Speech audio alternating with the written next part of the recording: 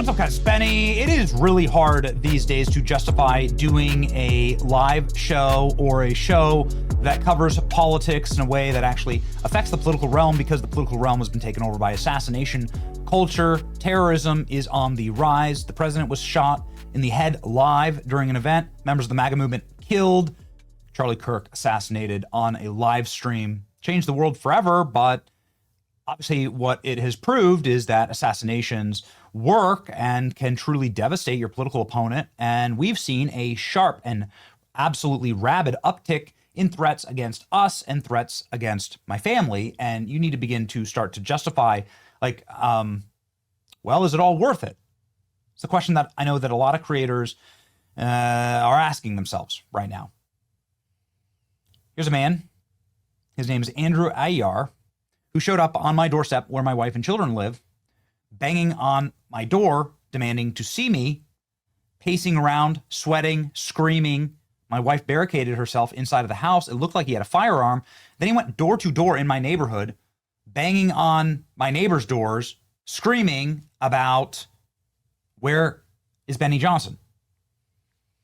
This man fled before the cops could get there, but the way that things are going, we just have to assume the worst. And you should assume the worst. In situations like this, there are multiple criminal cases that are ongoing right now for people threatening my life and the lives of my children, wife and family.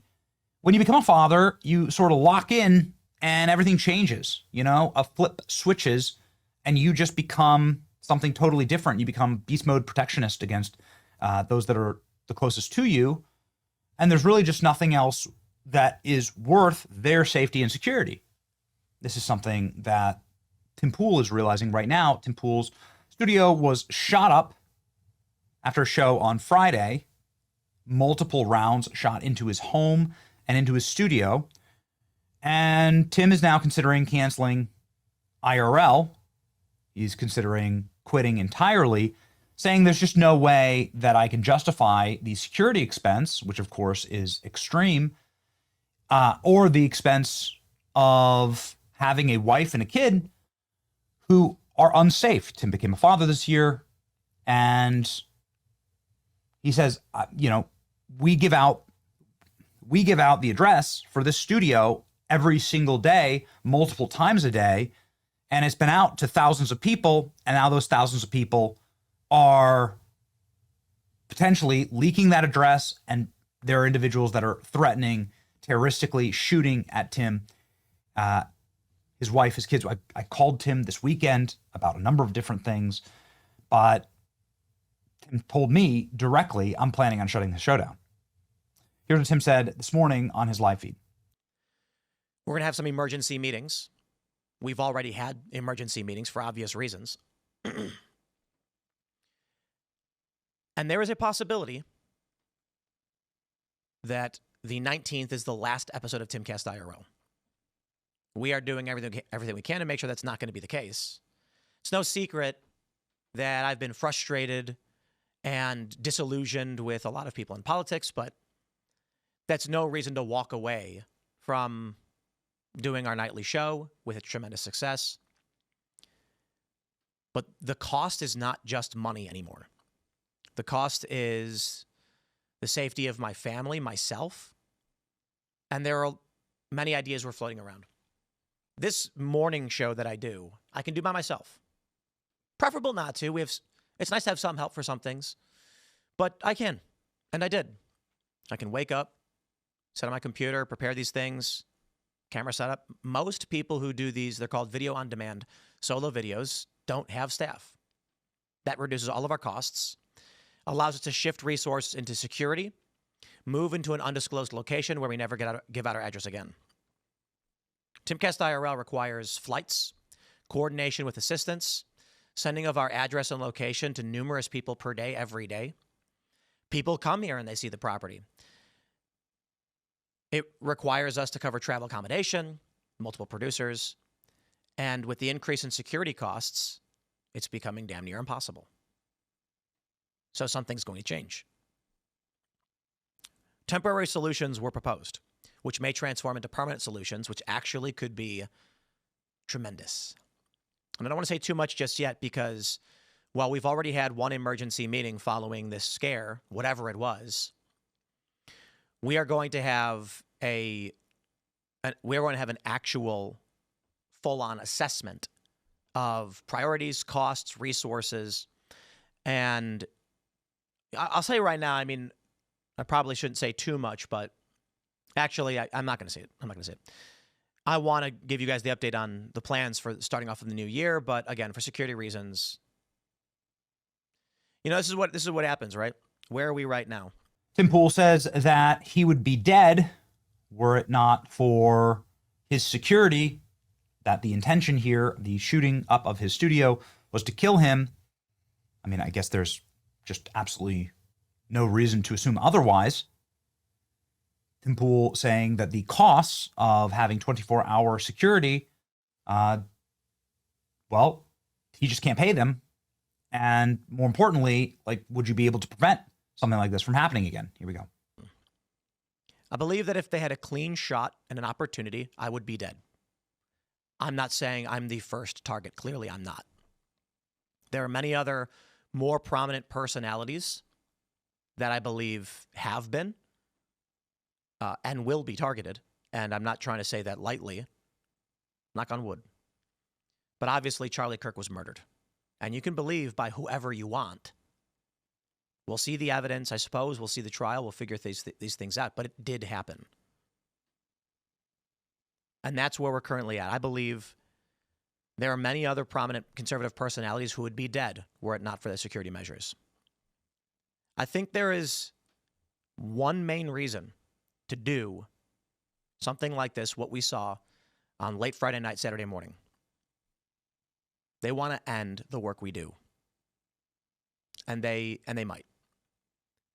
The question now is, how do we balance all of the costs of producing a show while hiring 24/7 expanded security? We already have security.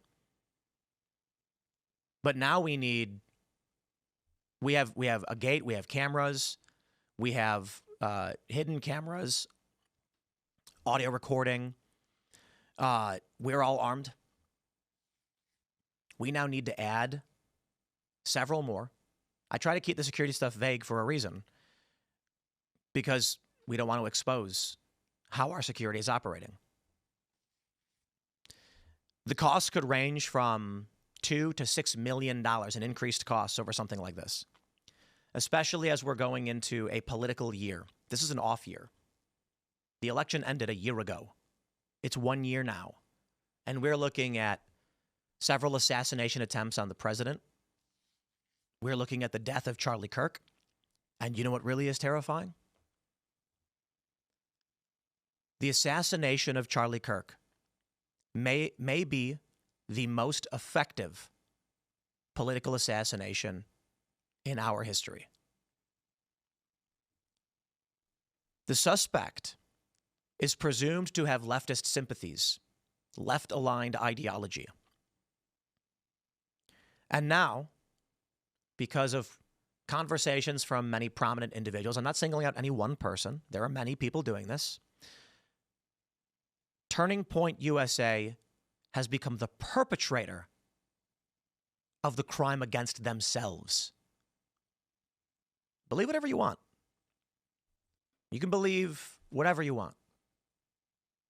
But this political movement, organization, that was rallying young people to vote, that was changing hearts and minds, that was educating youth.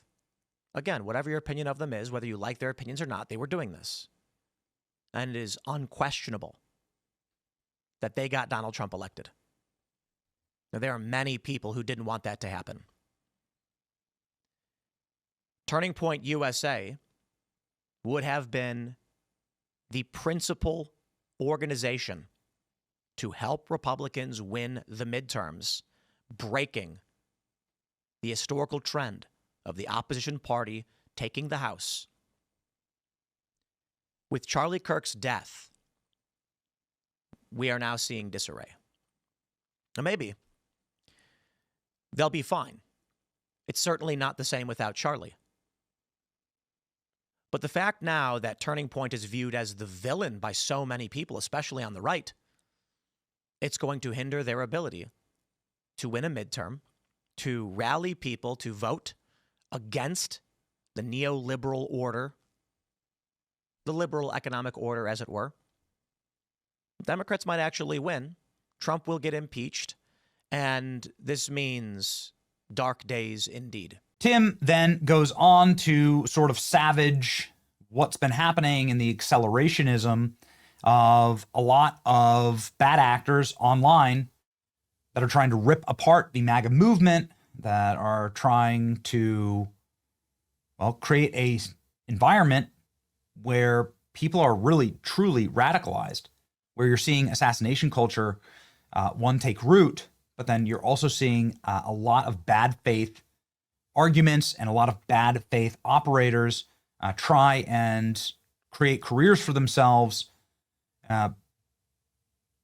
well, in the worst possible way. Here's Tim saying that this is an psyop and calling out YouTube for promoting it. Millions of people are claiming Turning Point actually is the perpetrator of the crime against them.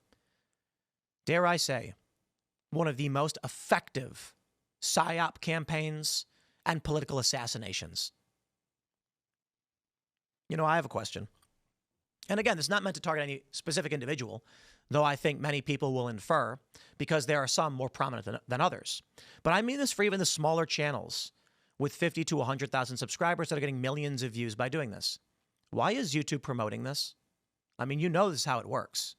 We know that certain channels are shadow banned. We know that certain creators are permanently banned. Alex Jones, Nick Fuentes.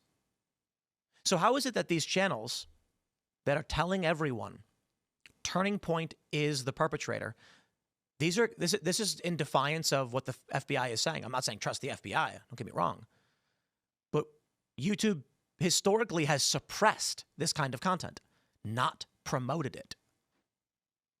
The end result of this campaign accusing Turning Point of fraud or of killing Charlie or betraying him or whatever it is, or of blaming Israel, whatever, only stands to burn down the organization that is convincing young people to vote conservative, or at least vote against Democrats. Historically, every generation is slightly more left-leaning than the last, except Gen Z. In the past few years, polls have showed that Gen Z has ticked slightly rightward in some areas, though it is pretty comparable to the millennial generation. This bucks the trend. Groups like Turning Point made this possible. Specifically, Charlie Kirk made this possible. Do we believe that Turning Point is abandoning that mission? Maybe. But even if it's the case that the people at Turning Point have a different view of how politics should be handled than Charlie, what's the point of destroying the organization? There's a political reason, I guess. This whole situation makes us sad. We don't want to see IRL get canceled, but as somebody who's had to move 3 times in 5 years for the security of my family, I can totally understand what Tim is saying here. And we're going to pray for Tim's safety and security. And it's extremely dark what is happening right now. I don't quite understand it. It's spiritual in nature. God is the author of life and death. So instead of living in fear, for us, like, we're just going to do the best that we can and keep carrying on. This is all you can do, right? Okay, we'll see what happens with Tim. Pray for safety and security for the people that are doing their best to fight for truth. It's your boy Benny. See ya.